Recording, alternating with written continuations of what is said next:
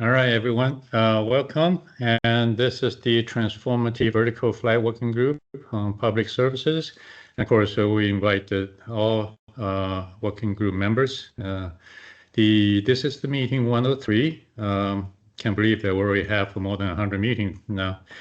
And all cover valuable, important topics and great speakers and so on. Today is Thursday, January 22nd, 2026. And we have a special invited speaker, Danielle McLean, and she is the founder and CEO of HYSKY Society, HYSKY Society. Yes. HYSKY, yeah, there you go. Correct my pronunciation. There you go. And she's going to talk about the topic about hydrogen aviation. What it will take to make zero carbon flight real. That's the topic I think in many people's mind, and I'm sure Danielle is going to give us a wonderful update on where we are, to look ahead, and what the roadmap looks like. Danielle founded the HYSKY Society. It's a nonprofit organization working to decarbonize aviation with hydrogen. She leads the partnership and programming and connect aircraft developer, hydrogen producer, regulators, and innovators who are working to accelerate zero carbon flight. This is in my mind, it's I think in many people's view, a critical and important area of clean aviation. The possibility in the future can easily span beyond just aviation. So with that, before I forget, I'm sorry, the regular routine, a couple of things. This is just a borrowed page from Danielle, but also just a quick coverage. We have a Transformative Vertical Flight 2026 coming next week, San Jose, California. Anyone who hasn't registered, please do so and join us. It has always been historically a very productive meeting. And also there's a couple more meetings that bring to your attention. One is the Verticon. It's March 9 to 12 in Atlanta, Georgia. And another one of Lift Summit 2026 is going to be end of March in Monterey, California. So just some highlights. I'm sure there's a lot more interesting gathering and conference and meetings. With that, I'm going to hand the floor to our speaker, Danielle. Thank you so much, Johnny. Thanks everybody for coming. Good morning, good afternoon, and evening, everyone. Let me share my screen. Can you see it okay? Yes. Okay, let me fix the view on my end. I can. Oh gosh. All right, give me just a second. I'm also streaming this on HYSKY Connect, and I'm trying to make it to where they can see the slides and me, but I don't know if they'll be able to. So they're just going to hear me talk, but they won't be able to see the slides. But you guys can see them, right? Okay. Did you mute, Johnny? Because I don't hear you. Yeah, we can see the slide. Sometimes you might give it a try. If you exit the presentation mode, sometimes you can see both. May or may not work this time, but give it a try. Wouldn't it be like in the view? Probably in the PowerPoint side of it. But Joe is raising his hand. He might have some input. Yes. All I was going to say is I do see the slide for the hydrogen aviation. So I meant to just raise my hand like I can see it. Sorry. No, yeah. If you're on here, you can see it. But if you're on HYSKY Connect, you can just see the attendees. But that's okay. Gotcha. There's nobody in there, so it's fine. It's just me. I just wanted to have it on there in case people wanted to join. Got it. Okay. Danielle, can you hit the Yeah. hide button there? Yes, I don't use Teams, as you can see, often. Okay, is that better? Okay, I'm gonna Yes. assume. Okay, awesome. So yeah, thanks everybody for coming to this presentation. I have quite a bit of slides. Some of them I'm going to go through pretty quickly because I want to get to my main point towards the end. And I like to be informal. If you have a question, please just interrupt me. You don't have to raise your hand. You can if you want, but I probably won't notice it. You can interrupt me and say, "What are you talking about? What does that mean? Where did you get that from?" I love that. For me, that I feel like is when the magic happens. So, if you get lost or bored, or you have a comment or a question at any time, just jump in. I would very much appreciate it. You will not hurt my feelings. So, I'll skip this. I think Johnny well, I guess I'll read it to you. So I'm going to talk about a safety blueprint for scaling hydrogen aviation from today's long-range drones, UAVs, to future eVTOLs, regional aircraft, and commercial passenger fleets. And this is really the key, while aircraft size and fueling infrastructure evolve from mobile to modular to fully integrated airport infrastructure systems, the core hydrogen safety principles remain constant, especially the detection, ventilation, and standardized procedures. The presentation outlines a three-stage roadmap and explains why aligning on safety now is essential for accelerating certification, infrastructure readiness, and public trust as hydrogen aviation scales. Let me skip this because I don't even think I ended up going in this order. So we're just going to skip it. So just a little bit about HYSKY. Johnny kind of already told you this, but HYSKY is a 501c3 nonprofit dedicated to the decarbonization of aviation and aerospace through the use of hydrogen. We actually spun out a vertical flight society, hence why I recognize Betty's voice. And we became our own nonprofit because we saw the need for it. So happy to have Mike Hirschberg on our board now. And so we do this, we decarbonize aviation through connection, community, advocacy, awareness, education. Our vision is clean skies for future generations through hydrogen-powered flight. Our core programs are HYSKY Connect, which is where I'm streaming this. It's a networking app. I encourage you all to join. It's free, connect.hysky.org. HYSKY EDU, which is a growing catalog of hydrogen, aerospace, and aviation courses. Flying High, our annual hydrogen aviation event. HYSKY Monthly, which is our 3 monthly webinars. We just recorded our 73rd one, and I guess you guys are on your 103rd, I think, of this. It's very similar to this, though. We have different speakers come in and present on different topics around hydrogen and aviation. And then, of course, HYSKY Pod, podcast featuring aviation, hydrogen, and climate tech innovators. We branch out a little bit more than aviation, just to kind of, get futuristic people thinking and what's possible. It's like not as technical as HYSKY Monthly and some of our other programs. So something that we noticed early on, a little bit of background about me before I joined Vertical Flight Society and before I started HYSKY, I was part of a for-profit startup called Happy Takeoff. Some of you remember that back in the day. And our mission was we were building a hydrogen-powered eVTOL. Was not a nonprofit at all. We were trying to raise money. We successfully flew with hydrogen on a drone. We took a DJI drone and replaced the batteries with fuel cells, and lots of people are doing this now.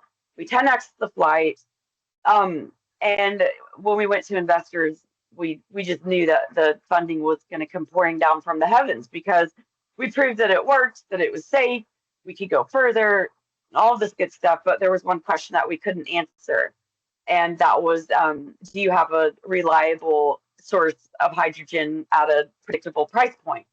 And the answer was no. as aerospace engineers, we were told, you know, we just knew hydrogen was the most abundant molecule in the universe.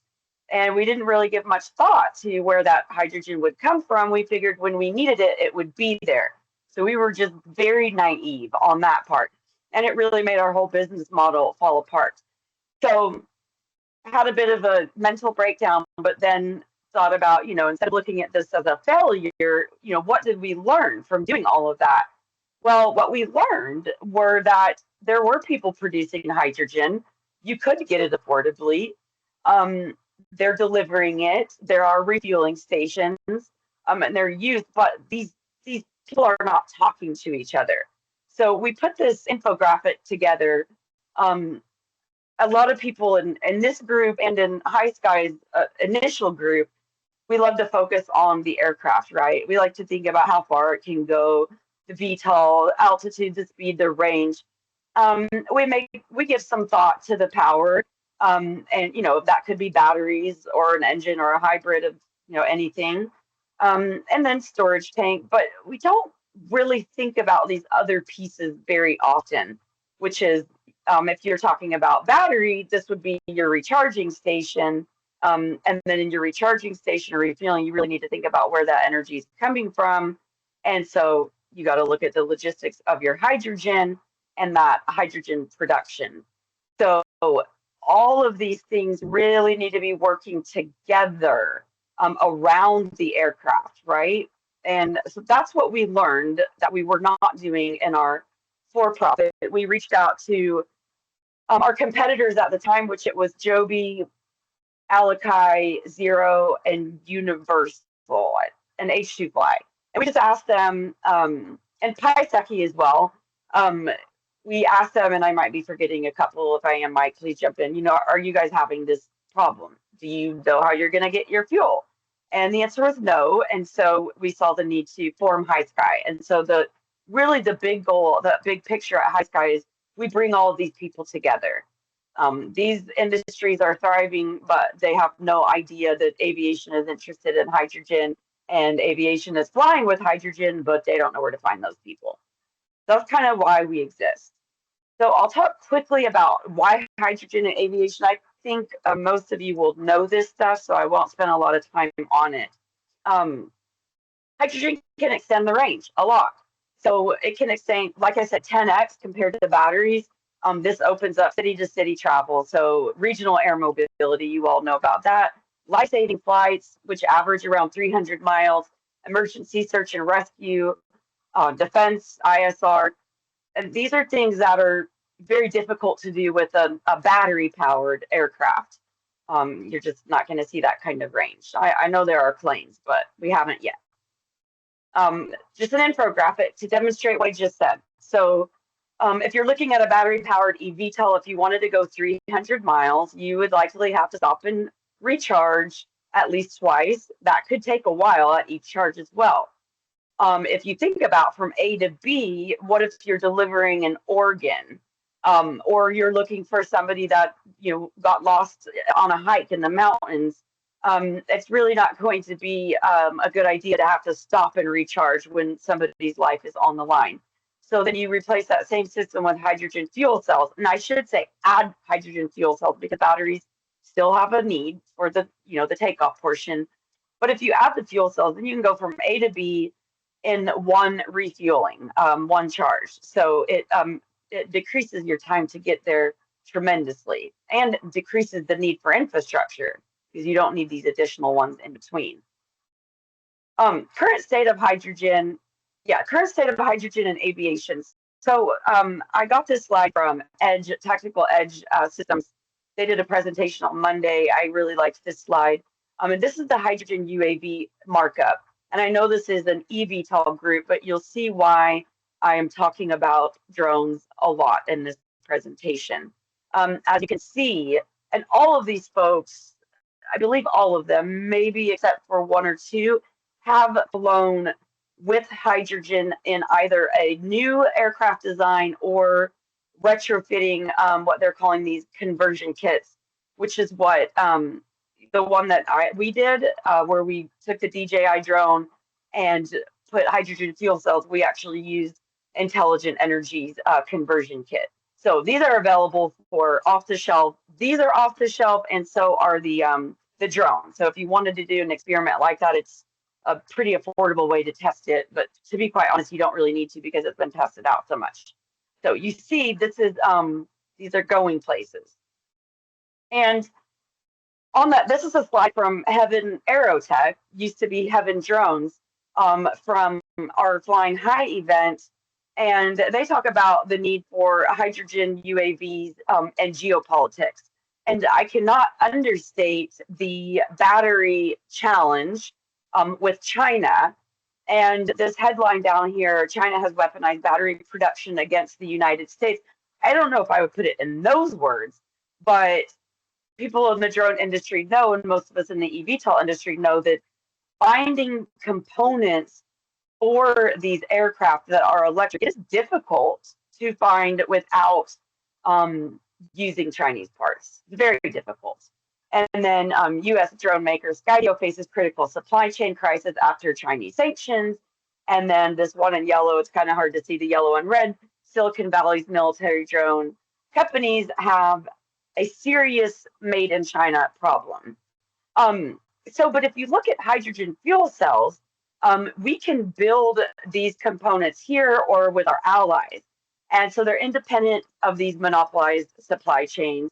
It enables U.S. production, and Heaven has energy independence, but I think we're supposed to say energy resilience. Somebody tell me later why we changed it to resilience. I guess it's like not politically correct to say independent now. I don't know why, but anyway, I learned that a few months ago.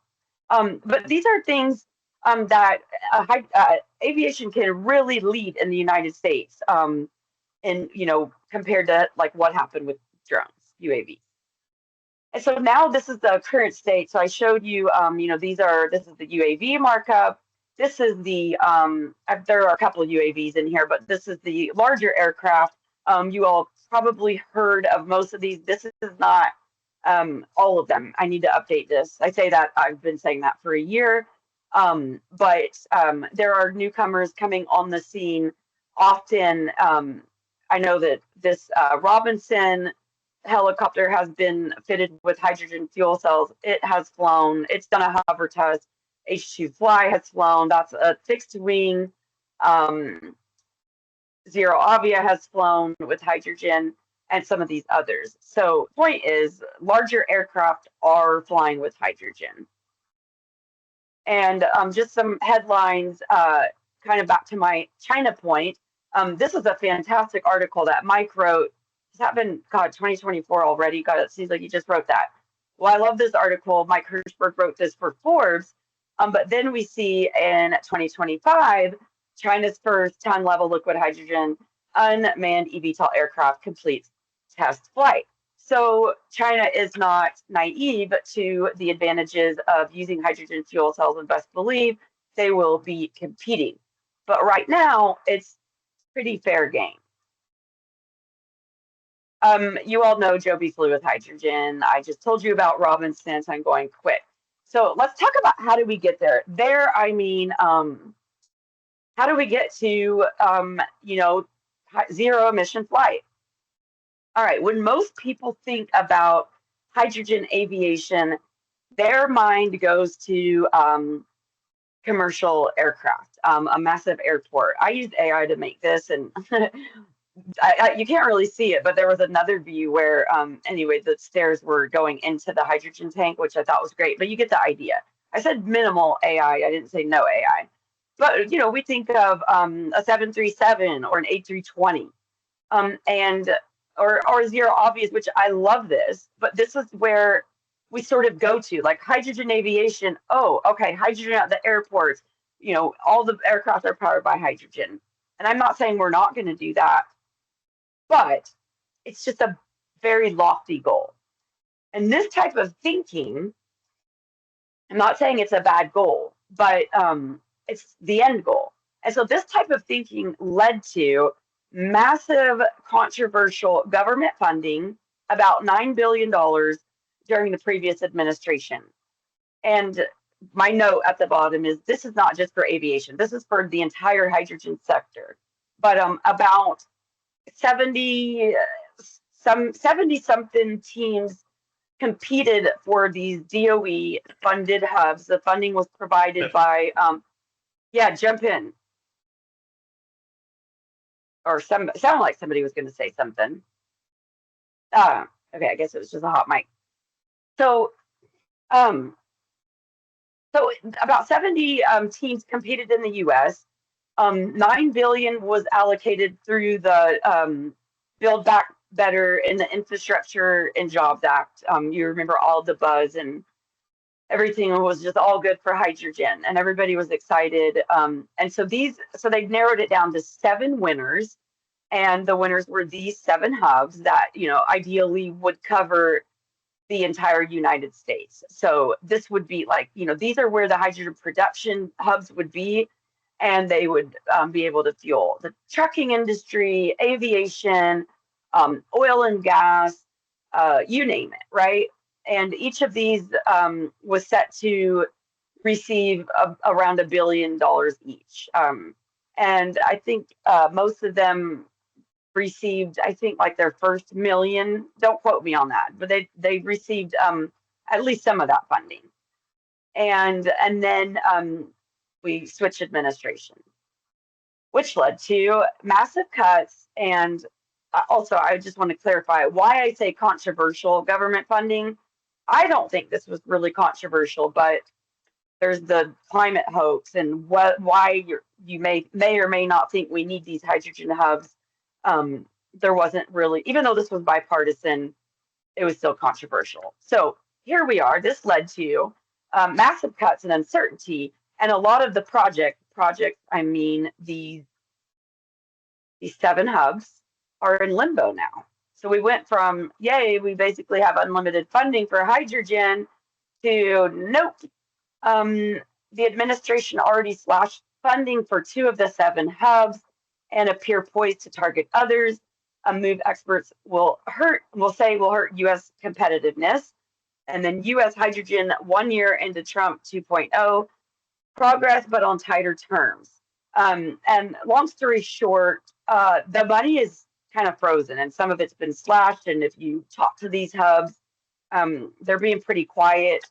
Publicly, they'll say we're still going forward, but if you attend the internal meetings, and there are no NDAs in place, they'll tell you we're in jeopardy. And I've attended many of them, and I can tell you there's no funding moving, and there are no projects moving currently. So we need a reframe. We need something that can withstand changes in administration. And so what HYSKY is proposing, one industry, one framework. And so I like to say we have a perception gap. And we often treat long-range UAVs and commercial aviation as separate industries. You know, I know Vertical Flight Society is, you know, vertical flight, helicopters, eVTOLs.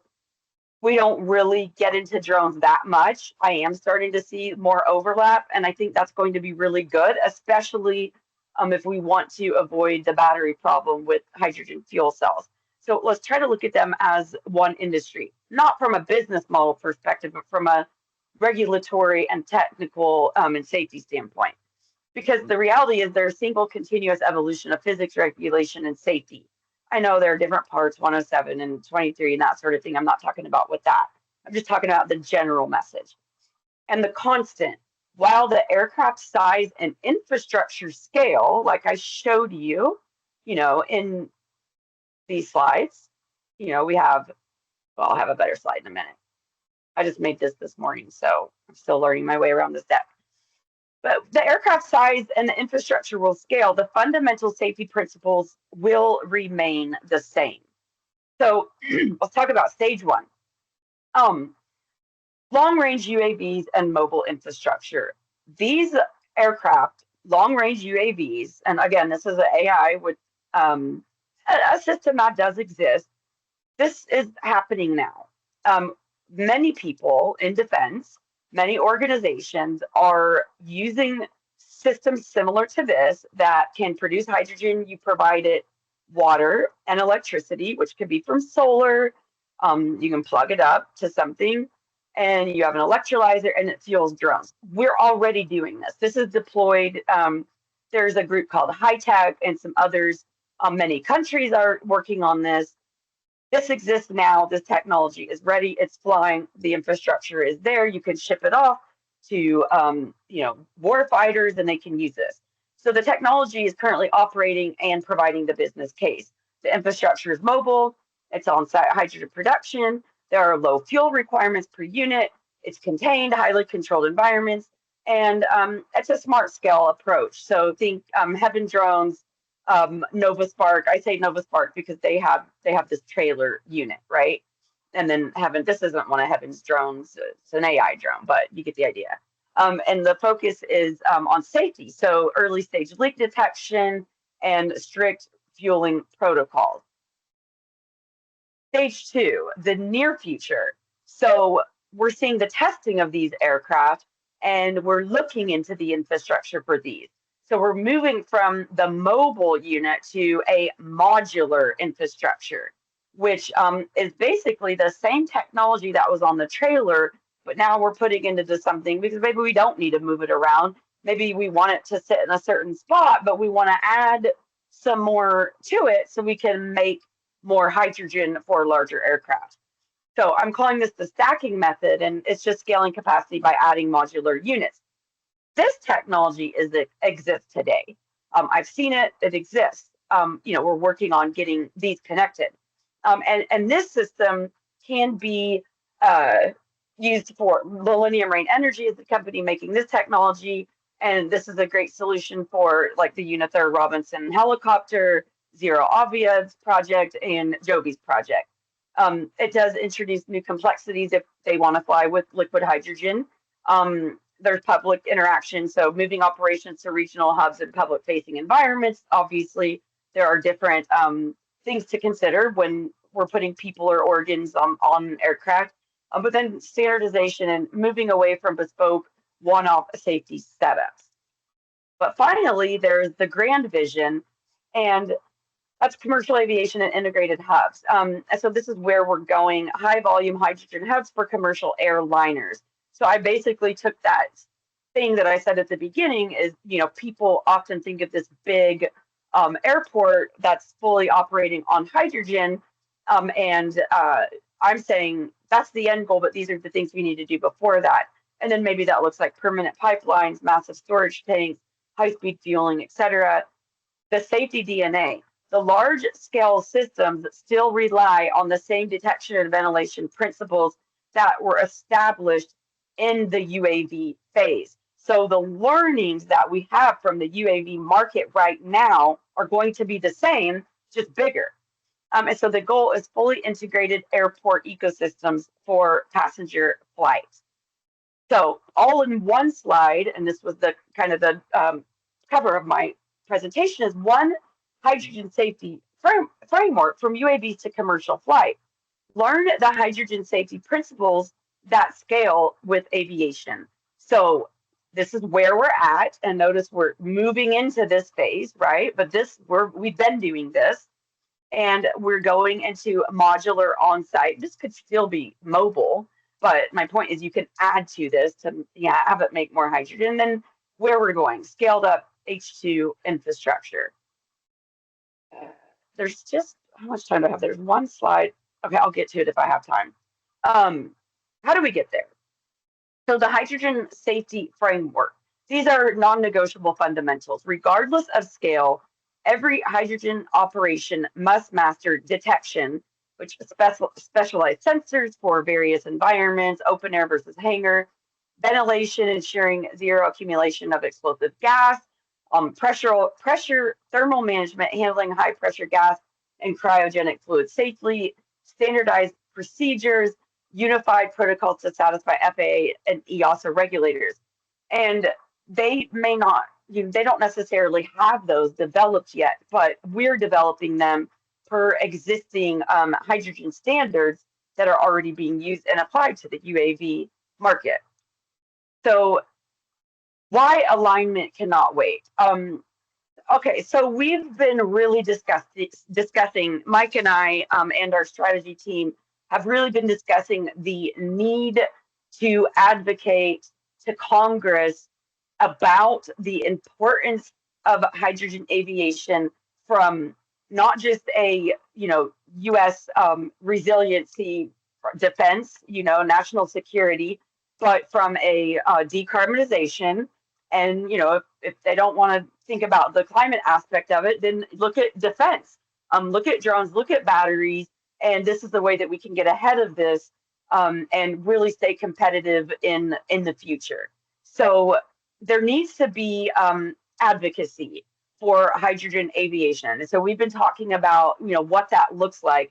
And the number one thing that we need to do before we advocate is the entire industry needs to come together on what safety looks like, right?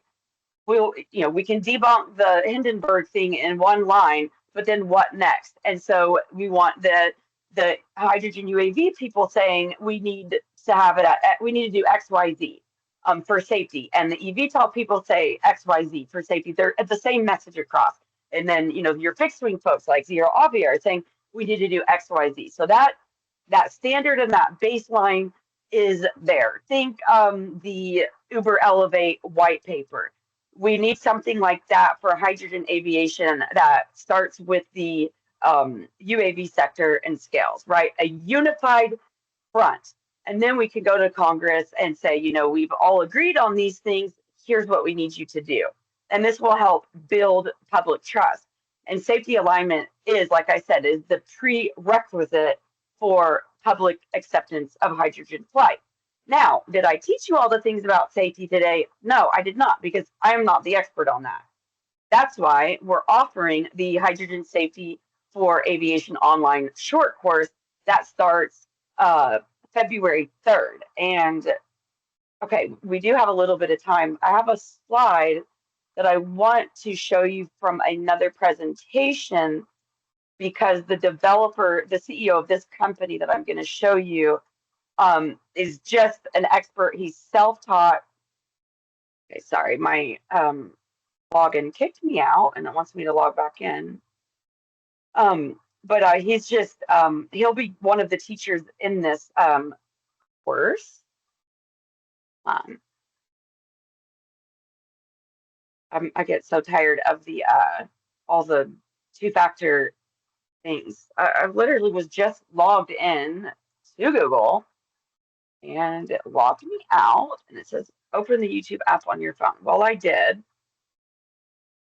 Okay, there it is. Yes, it's me. It'll be worth it, I promise. Okay, because I want to show you all how doable this is. When you hear folks, can you guys see this? Where it says phase 1, phase 2? Yes. Okay, awesome. These are not the same phases that I was talking about stages. These are phases specifically for a product, Millennium Rain Energy. So I visited this facility. I think I showed you guys some of, Joe, you and Mike, I think I showed you some of their shop yesterday. Chris is one of the most knowledgeable CEOs in this space. He's been building this technology for decades. He only recently learned about aviation and UAVs, but they've got these units installed in over 30 locations. All you need to do is connect electricity and water, and this is how much it costs. Okay, so for less than $300,000, you can have your own refueling station at an airport, in your backyard, at your job. It can refuel a hydrogen car. It can refuel a hydrogen powered drone. If you compare that to like some of the vertiport infrastructure or some of the other systems, now you still would need, if you're using an eVTOL, you still would need that. But this system can do it all for less than 300,000. And then you might say, because I'm saying, okay, well, yeah, you say that powers a drone, but what if I want to, refuel a helicopter? Well, then you just add this on. You add this on so you can prove it out, and they will come out and I'm sorry, they will add this to this one. So you just add on another piece. Actually, don't quote me on that. We'll ask Chris on when the course starts. I can't remember if you add this on or it replaces. But anyway, it's another 310, and then that's when we get into refueling larger aircraft, and then we add on the liquid. So, and then to add on the liquid, obviously that's a higher cost. But DOE has a tool. It's like a spreadsheet costing out a hydrogen refueling station. And my old startup, Happy Takeoff, my co-founder Rachel and I used this to you basically put in where you're at geographically, how much hydrogen you need a day, and a bunch of other figures. It's a pretty big spreadsheet, and then it will spit out some numbers of how much it's going to cost you to build. The cheapest one that we could make was 7.5 million. 7.5 million. And what I'm telling you, what I've seen, and I've talked to the customers, is that you can build this for less than $1 million, around $1 million when you're ready to liquefy. Why is that? Because the DOE was looking at it they're looking at it as you're going to have this high demand. And so what Millennium Reign Energy's motto is, we solve the chicken and the egg problem. But DOE's coming at it from, wrong deck, sorry. Let me go back to my other deck.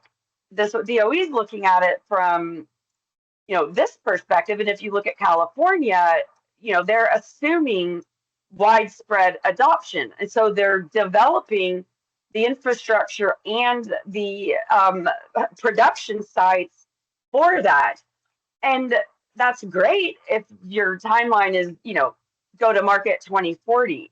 But what if you're, Unither and Unither Bioelectronics, and you want to test a helicopter today, or you're developing a new drone and you want to fly tomorrow, which was the problem that we had at Happy Takeoff. And we would have to drive hours to get a tank of hydrogen. And so we start talking to people, and they're like, okay, well, you can spend $7.5 million and build your own station. And we were asking, is there not just somebody that can build us a station for what we need? And that's what Millennium Reign Energy does. So that was the other slide I just showed you. So I highly encourage you to take this course for two reasons. Number one, because you're going to have that baseline. And number two, you'll be ready to advocate with us and to really make a difference in hydrogen aviation. So you'll be, you can be part of the team that goes to Congress. And we're still developing what that is called. And I have a special offer for you all today if you want to enroll in this course. Also, another one of the instructors is the hydrogen lead. He's not at Joby anymore, but he led the hydrogen flight. So he's one of the instructors, and then Chris. So and then we have a couple others. But when I tell you, you all are going to learn so much about what already exists and what we can do right now and how affordable it is. This is the way aviation needs to be thinking. And so that is it. I don't know why it won't let me grab this link. Get it there.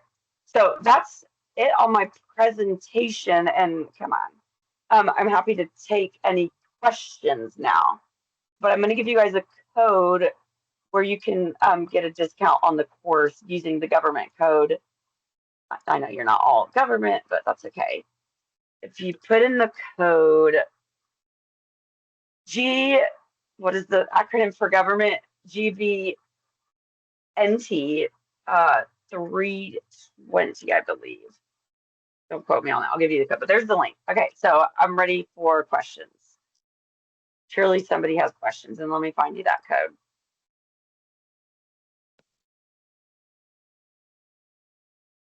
Hey, Danielle, super, yes. Very informative. Thank you so much. Got a quick question. Any alignment with the auto industry? I mainly kind of come to my head is that, you see report talking, Toyota's talking about this canister-looking hydrogen methodology. You're dropping the fuel canister, you keep going. Is there any synergy there, or is that very different needs and technology in your mind? no loads, because you're talking about on board the vehicle, right? Right. Yeah. So loads of synergy. Where, let me go back to this other slide. Hang on one sec. I'll answer it. I really want to make sure I give you guys the right code. And you're welcome to share this code. Why can't I think of it? I'm gonna find it. Just give me a minute. Okay, it is.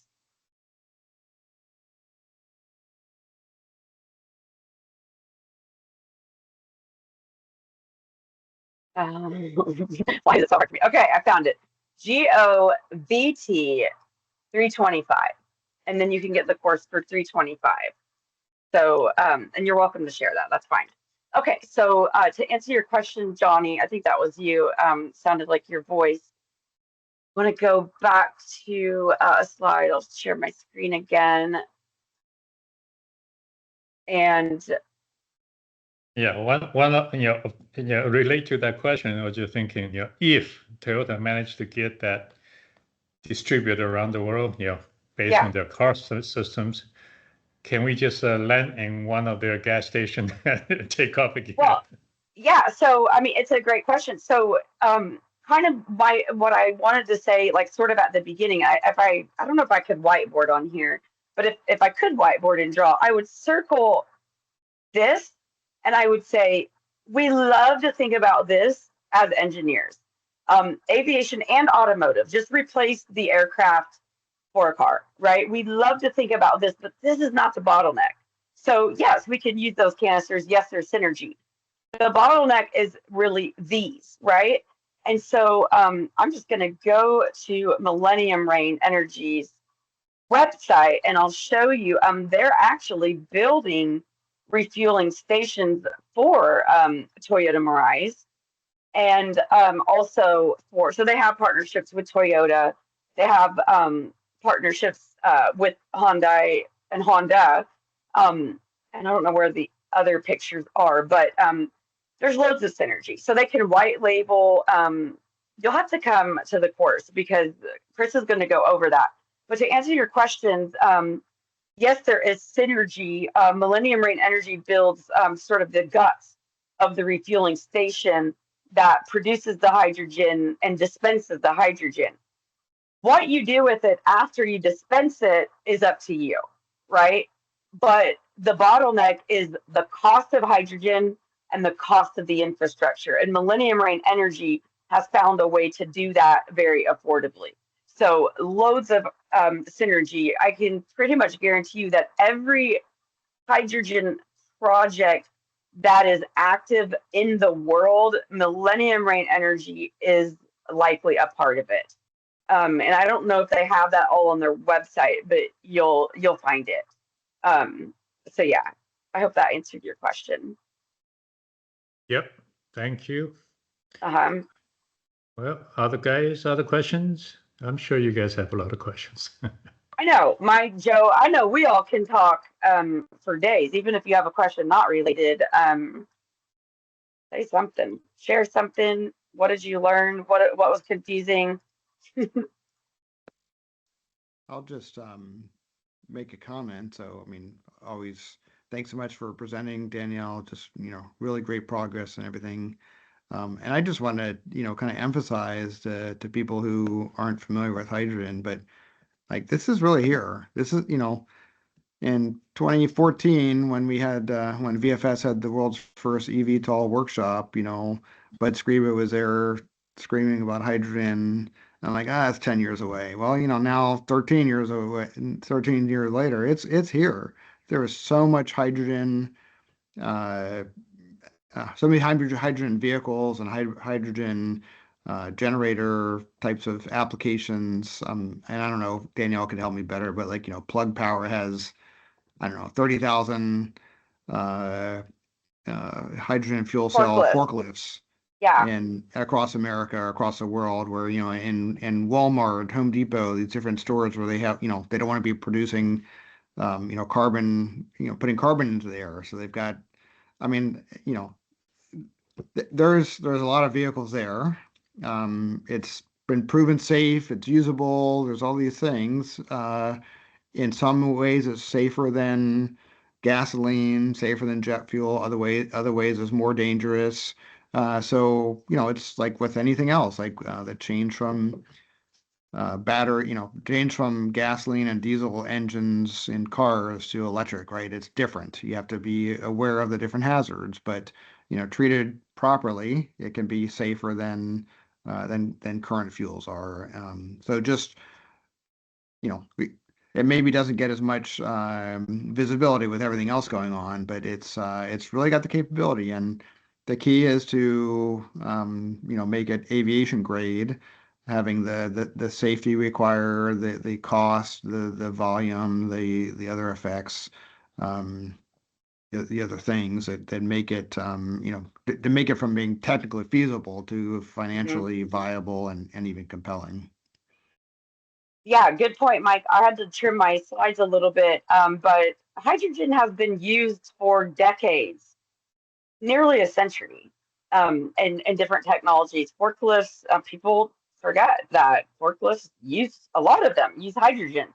So a lot of airports, especially the ones that have like warehouses, Amazon, that kind of thing, they're already using hydrogen fuel cells at their airport. And if you talk to just about any eVTOL developer, now there are a couple people that are just like never hydrogen, but if you ask them why, there are usually two reasons they'll give you. One, it's too expensive. That's the number one reason. And number two, the storage problem in the volume. So yeah, you do have to, kind of think about where you're going to put that hydrogen, but it's still feasible to use that aircraft to deliver an organ and still be able to fit a human on board and an organ, or rescue somebody. So the missions still exist; they're still viable. So yeah.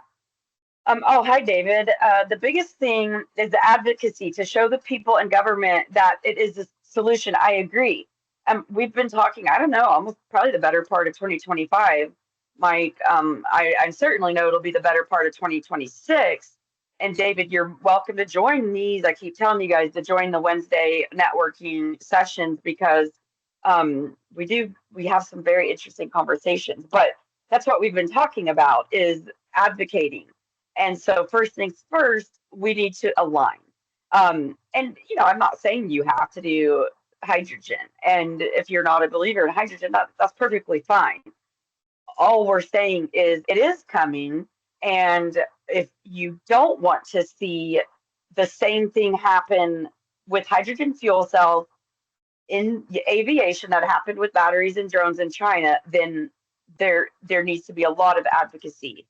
And that's not just for drones either. That's automotive, cars, everything. So I encourage you all to join HYSKY Connect. It is free.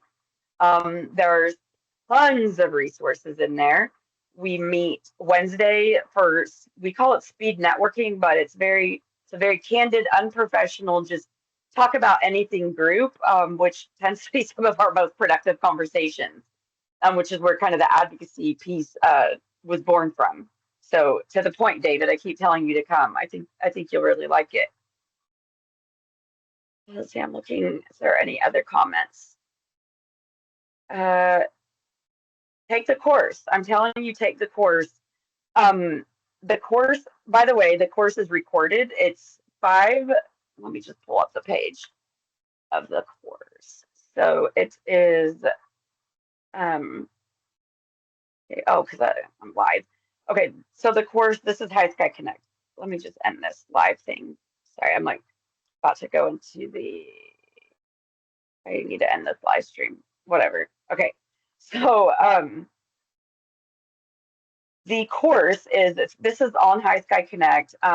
There are the events. This is the speed networking, but the course itself it's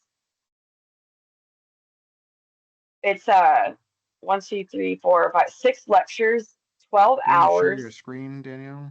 Oh, I'm so sorry. I thought I was sharing. Goodness, I wonder how long I was not sharing. When you turn off the streaming, it turned off the sharing. Oh, I hit the wrong. Okay, I meant to stop streaming on the other. Okay, I see what I did wrong. I'm like a whole producer over here. Well, Jim, I didn't end the live stream. I've learned. The old throwback joke when I accidentally ended the call so many times. Okay, so here's the course. 3 weeks, 6 lectures, 12 hours. And when I tell you the people that are going to be teaching this course, well, I've already ranted and raved about, I've already raved, not ranted, I've raved about Millennium Reign Energy. Key takeaway, though, and why I'm pushing this so hard is the answers to this challenge are not going to come from aviation. They're going to come from the people. Now, some of them come from NASA folks that have worked with liquid hydrogen for a long time. But even those NASA, when they were doing, they have a big budget for liquid hydrogen. And like a lot of you know, Matt Moran and some of the things he teaches, which he's very knowledgeable, but that isn't something we can really do in our backyard if we want to test some hydrogen drones or, I don't know, a hydrogen robot, a hydrogen fuel cell robot, or a go-kart or a car, or whatever that may be for experiment and testing purposes. We need something that we can do tomorrow. Those answers are not going to come from aviation. They are going to come from grassroots organizations that fell in love with hydrogen 20 years ago and have been making it ever since. And that's what this course is going to teach you.